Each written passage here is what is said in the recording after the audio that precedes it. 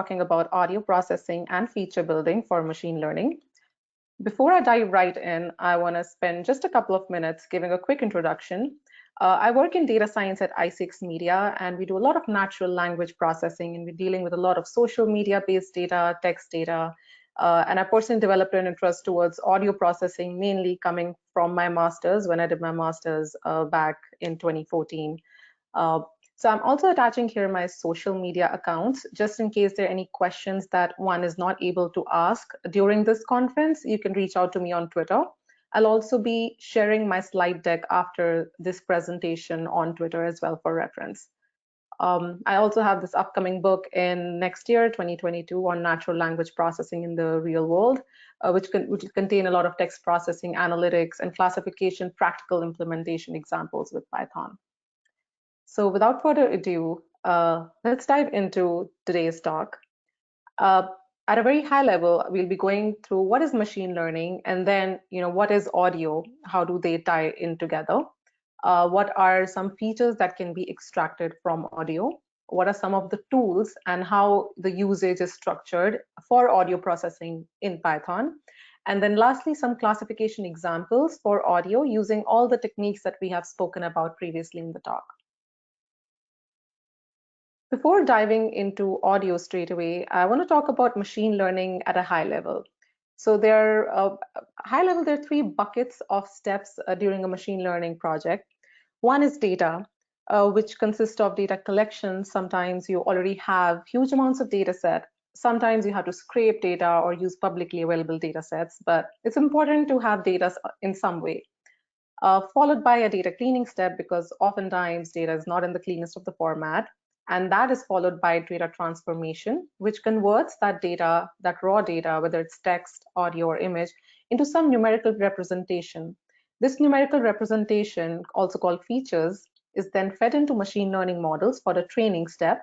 And once the classifier or a regression model is trained, there's an evaluation phase, which further informs any steps to be done in the data phase. So does more data need to be collected?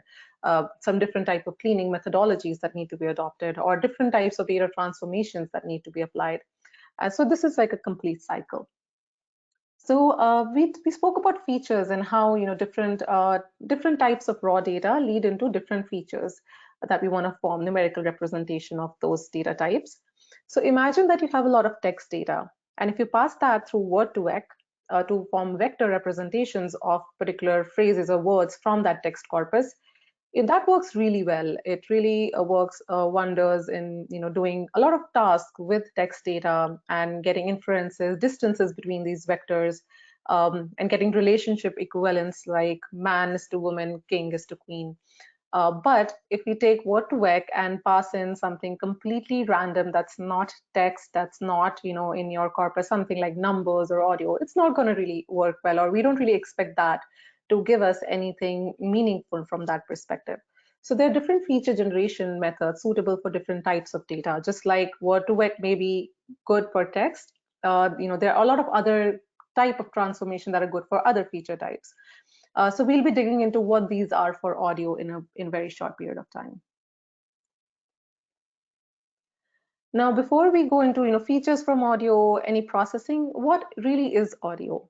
Audio is the signal that vibrates in the audible frequency range, which is what we hear.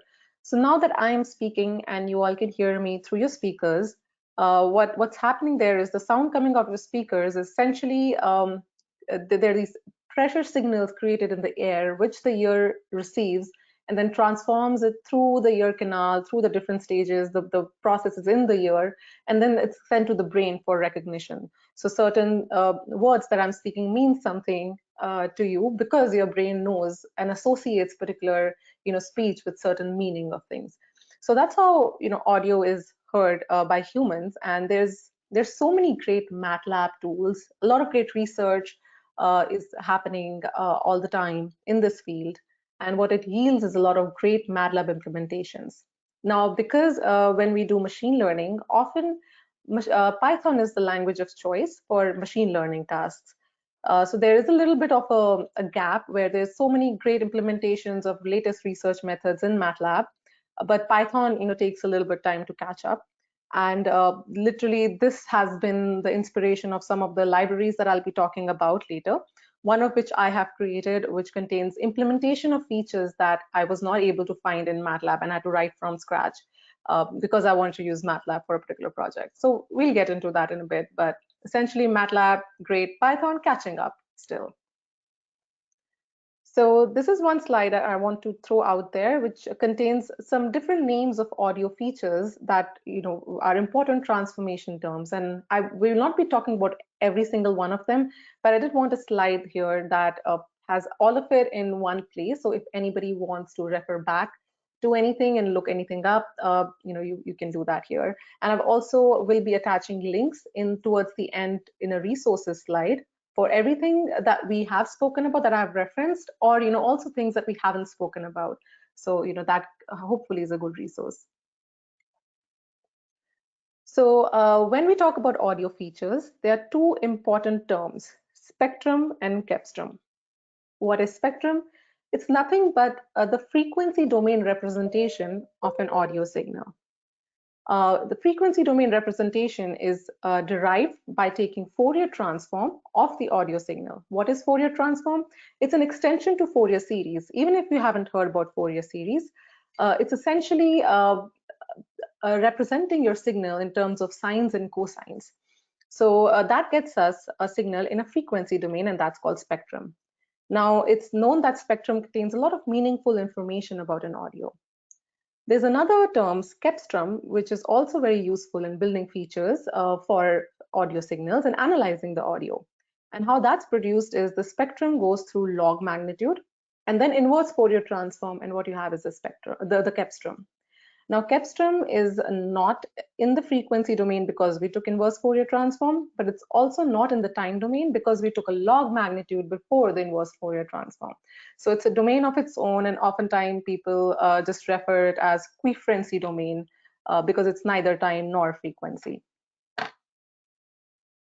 So here's a visual representation of how spectrum and cepstrum look. Of a simple vowel that's spoken, and we see how these all look different, and oftentimes the first 13 or 20, depending upon the application, cepstral coefficients are actually considered great features for inputting in any machine learning model.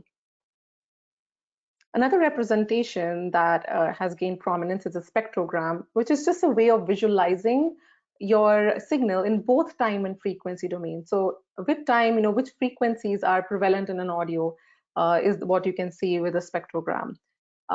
Essentially, it allows you to see all the frequency that combine to produce a particular audio or a sound. A lot of audio processing and machine learning with audio is also happening through spectrograms. What it's a popular approach has been is use different types of spectrograms as features and then just use an image classification model on top of it. Now that is a successful field of its own, and we'll not be talking about that. What I'll be stressing more upon next will be features that can be directly computed from audio numerical representation rather than the more image processing route. So one important thing, we spoke about spectrum, cepstrum, really frequency domain, but why is really that, the thing, why is that important?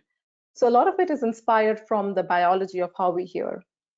So what happens is our ear is composed of so many different components, and the one structure is called cochlea, which is a spiral-shaped fluid-filled structure that has thousands of tiny hair of different lengths. What happens is the longer hairs resonate with the shorter frequency of sounds, and the shorter hair resonate with the higher frequencies of sounds. So it's almost like the ear converts a time domain signal into like a more frequency transformation while it's actually processing the signal. So that's the inspiration of why also frequency of sounds is in general important, and that's how deciphering it has been a pretty successful area. So it's almost like our ear is a natural Fourier transform analyzer. Coming on to two very specific features that are derived from the spectrum and the cepstrum of the signal.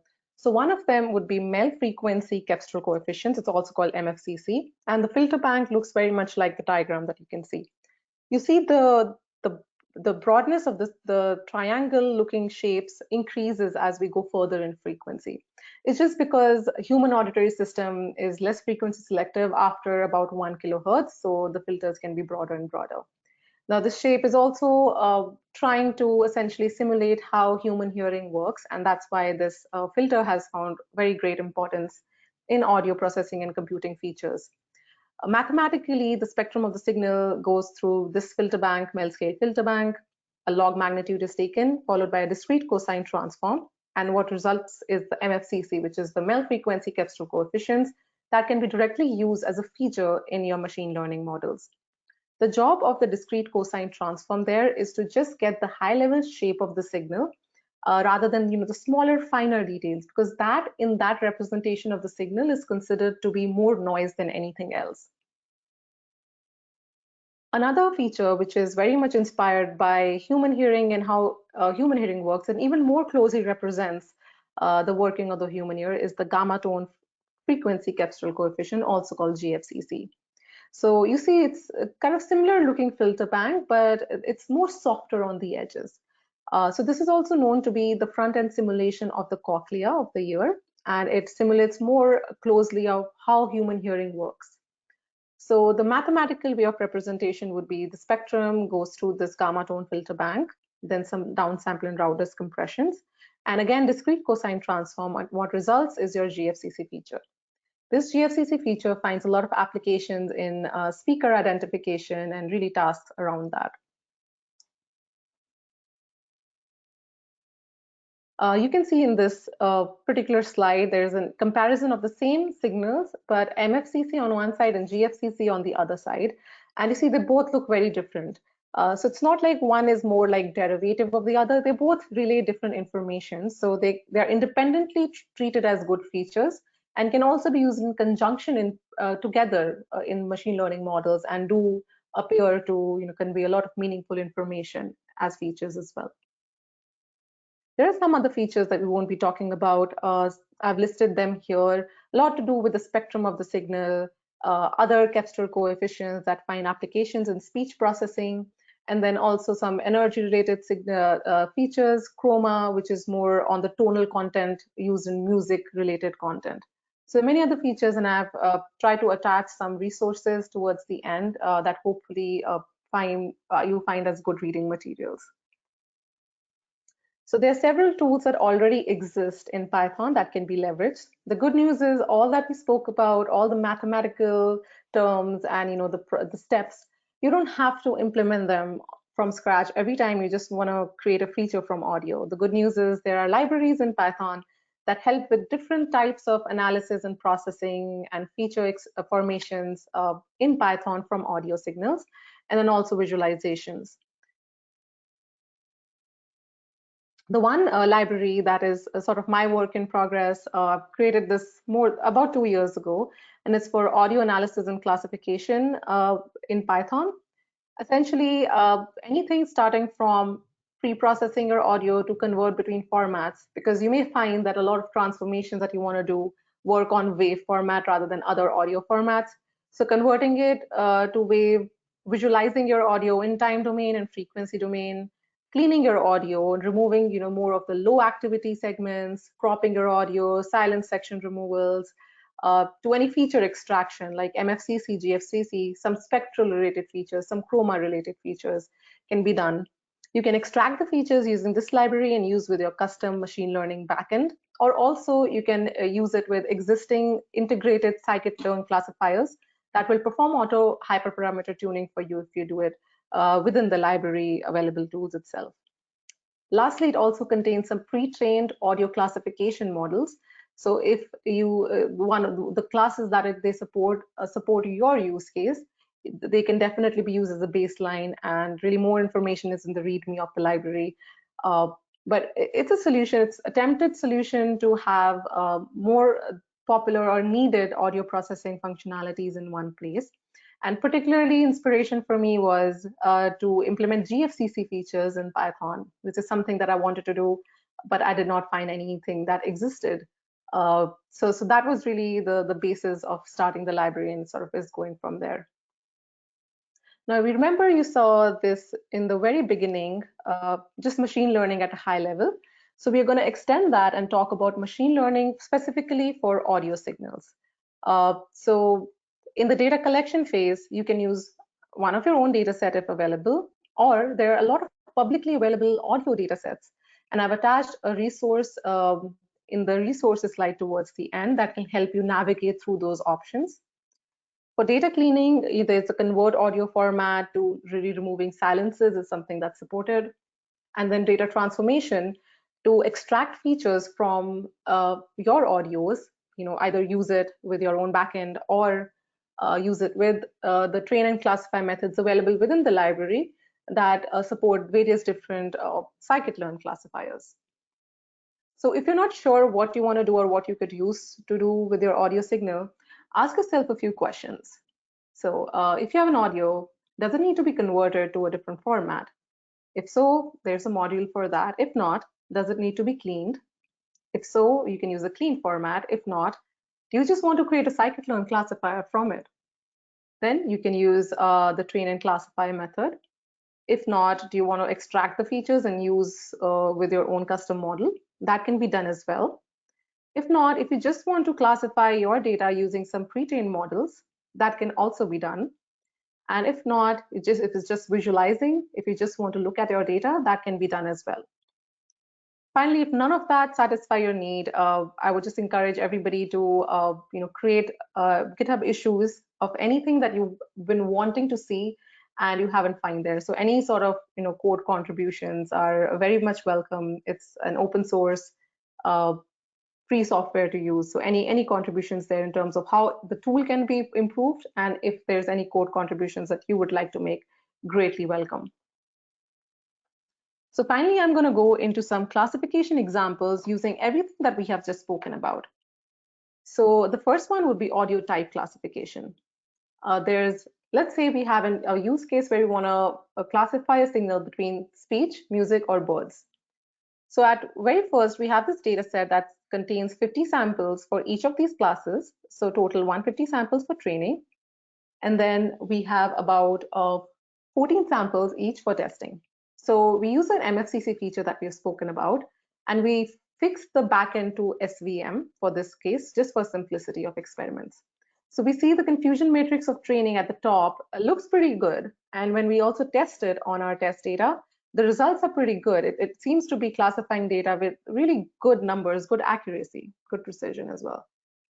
So when we see here just a plot of the MFCC feature between speech, music, and birds, we see how they look really different. So it does make sense that the computer is able to take that, your model is able to take this and then decipher between the different signals. Now, just for experimentation's sake, let's say we want to try GFCC feature instead of MFCC. So everything, the classifier backend, the number of data samples remains the same, but now our features are GFCC. So we see that also independent of MFCC, that also is doing pretty well. The training confusion matrix looks good. The testing also looks good. There's a little bit difference between MFCC, but overall it looks pretty good. And independently, they are able to do a good job. And when we see the plots side by side for GFCC and MFCC, we see that they are relaying very much different information for the same signal. They don't look the same at all. So just because of that, one more experiment to round this off is, what if we use MFCC and GFCC together? That also results in a great confusion matrix and great test results. And in this case, perhaps just the MFCC model would have been enough. But for experimentation's sake and to really explore the capability of these features, we wanted to further try different features as well. Other steps that could be done to further evaluate and improve this model could be adding in some more data and trying different classification models and really looking at your data quality.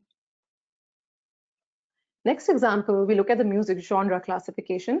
Now, in this case, we are using the GTZAN dataset, which is a popular music genre dataset which contains pop, metal, disco, blues, reggae, classical, rock, hip hop, country, and jazz. So 10 different music genre classes. In this case, we're using 80 samples for training and then 20 samples for testing for each of these 10 classes. The classifiers kept constant SVM, and the feature used is MFCC. Now, the very first time MFCC was used for a problem as such was in 2002, where the backend was CNN, but essentially MFCC was used to extract the features. So we wanted to try that, but with a simpler model for just the sake of exploring the value of the features that adds here. So in this case, we see the results are a little bit mixed. There are some classes, some genre of music that are doing really well, and then some that are not. Especially if you look at the testing data, and something like classical is getting well deciphered. But what about something like disco or blues? So as a further experiment, we added a bunch of other features, spectral, chroma, and GFCC and MFCC. And now we see the training confusion matrix definitely looks a lot better, but also the testing results are mostly better for every single class. Where we had just 4 for disco, now we have 13 out of 20 getting correctly classified. So we see changing the features and adding some more features is definitely adding value to the model, and we're able to build a model that is able to decipher between these classes much better. Any further evaluations could be involved in looking at the test statistics more closely to see which classes are getting confused with which other classes. And then if the classes that you're interested in, the genres that you're interested in are already doing well, then this may be a good model to begin with, like a good baseline. But if not, you know where it's going wrong. So inspecting the training data, seeing where what your model needs, testing with different classification backends could be a good next step. Lastly, quickly, I want to touch upon this final problem of location name classification. So in this, we have speech signals and of 2 different kinds. In one, people are saying the word London, and in the other, people are saying the word Boston. So they're a little bit similar in the way the words are, the number of syllables involved, and so on. But we see on one side you have London, and the other side you have Boston, and the plots really look different. So you would say, why won't the computer be able to decipher between the two, right? But looking at here, the entire number of charts on your left is all London, and on the right is Boston, and they all look really different because different speakers have different styles of saying the same word and different places where people use pauses and just different accents, which make the signal sound very different. So in this case, we'll be conducting 2 different experiments. One where we train the model on female voice and then test on male voice samples.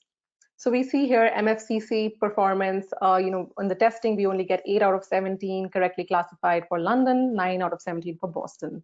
But when GFCC features are applied instead of MFCC, the performance improves. We have now 13 out of 17 correctly classifications for each of the classes. And then if we add further spectral features, we again have a better model with better numbers here, better testing result as well. So this also showcases the importance of GFCC and spectral features and also MFCC features in this kind of classification example. One thing is that we are training here on female voice and testing on male voice. So there's a little bit representation difference in the both data sets as well. So if you were to combine the data sets in training where it's representative of both female and male voice, we see the results immediately get better. Even for MFCC, we have better number of correct classifications. And again, when we add GFCC and spectral, the results further improve ahead. So this is essentially to showcase the importance of GFCC and spectral features for tasks more related to speech identification and what's been said, identification of that phrase, and how different male and female voice samples segregated does make a difference in your model. So you want to make sure the model is well represented, and then there's different kind of performance observed after that. Here's the very much promised resources slide that I was mentioning. So I've tried to link a lot of things here, the paper, the music genre classification paper that I was talking about, different articles on the other Kepster coefficients that we could not talk about, and this article that contains a lot of different audio data sets that are publicly available. So I hope this is helpful. And lastly, I want to say thank you all very much. It's been a pleasure giving this talk. Thank you so much.